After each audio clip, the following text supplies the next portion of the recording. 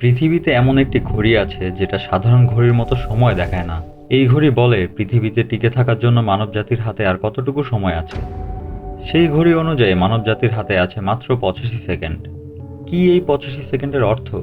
এটা কি ইতিহাসের সবচেয়ে বিপজ্জনক মুহূর্ত? এই সব প্রশ্নের উত্তর জানবো আজকের ভিডিওতে। 1945 সাল, দ্বিতীয় বিশ্বযুদ্ধের শেষ সময় আমেরিকা জাপানের হিরোশিমা এবং নাগাসাকিতে ফেলল পৃথিবীর ইতিহাসের সবচেয়ে আলোচিত পারমাণবিক বোমা লিটল বয়। মাত্র কয়েক সেকেন্ডে দুটি শহর মিশিয়ে গেল মাটির সাথে, 2 লক্ষেরও বেশি মানুষ মারা গেল।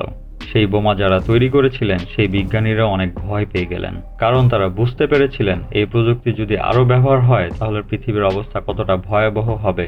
সেই আতঙ্ক থেকে 1947 সালে ম্যানহাটন প্রজেক্টের বিজ্ঞানীরা, যারা নিজেরাই এই পারমাণবিক বোমাটি তৈরি করেছিলেন, তারা তৈরি করলেন একটা সংগঠন যার নাম দেওয়া হলো bulletin of the atomic scientist.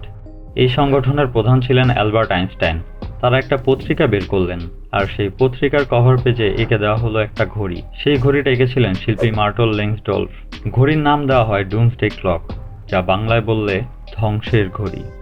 ঘড়ির কাঁটা যখন 12র ঘরে, যা এই ঘড়িতে মিডনাইট বলে আখ্যা দেওয়া হয়েছে, এর মানে হচ্ছে সেই মুহূর্ত যখন মানব সভ্যতার অস্তিত্ব শেষ হয়ে যাবে। অর্থাৎ ঘড়ির কাঁটা মিডনাইট বা 12টার দিকে যত আগাবে, বুঝতে হবে বিপদ তত কাছে। 1947 সালে যখন ঘড়িটি প্রথম সেটিং করা হয়, সেটি ছিল মিডনাইট থেকে মাত্র 7 মিনিট আগে। প্রতি বছর জানুয়ারি মাসে বুলেটিন অফ দি অ্যাটমিক সায়েন্টিস্টের একটা বিশেষ বোর্ড বসে। এতে থাকেন পদার্থবিজ্ঞানী, জলবায়ু বিশেষজ্ঞ, নিরাপত্তা বিশ্লেষক। এদের মধ্যে 8জন নোবেল পুরস্কার বিজয়ীও আছেন। তারা সারা বছর বিশ্বব্যাপী পরিস্থিতি বিশ্লেষণ করেন। দেখা হয় 3টা প্রধান প্রশ্নের উত্তর। 1. পারমাণবিক অস্ত্রের পরিস্থিতি কতটা উদ্বেগজনক? 2. জলবায়ু পরিবর্তন কতটা ভয়াবহ হয়েছে? 3. কৃত্রিম বুদ্ধিমত্তা এবং নতুন প্রযুক্তি কতটা ঝুঁকি তৈরি করছে? এই ঘড়ি অনুযায়ী পৃথিবীর সবচেয়ে ভালো মুহূর্ত ছিল 1991 সালে। কোল্ড ওয়ার শেষ হলো, আমেরিকা আর সোভিয়েত ইউনিয়ন পারমাণবিক অস্ত্র কমানোর চুক্তি করল। কাঁটা সরে গেল মিডনাইট থেকে পুরো 17 মিনিট দূরে। এটি মানবজাতির ইতিহাসে সবচেয়ে নিরাপদ মুহূর্ত। কিন্তু সে শান্তি বেশি দিন টিকল না।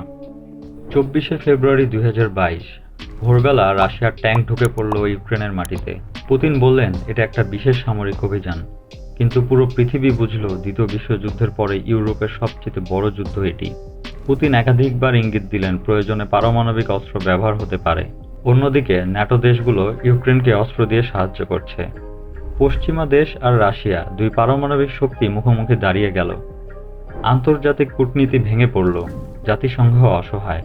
যে চুক্তিগুলো দশকের পর দশক ধরে পারমাণবিক অস্ত্র নিয়ন্ত্রণ করছিল, সেগুলো একে একে শেষ হয়ে যাচ্ছে।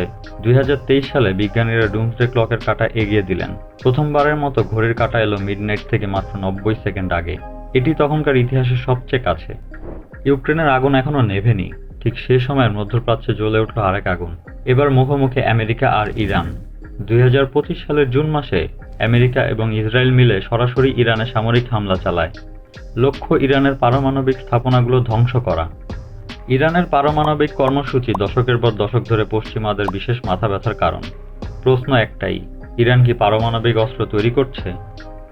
এই মুহূর্তে পৃথিবীর দুই প্রান্তে দুটো বড় যুদ্ধ চলছে।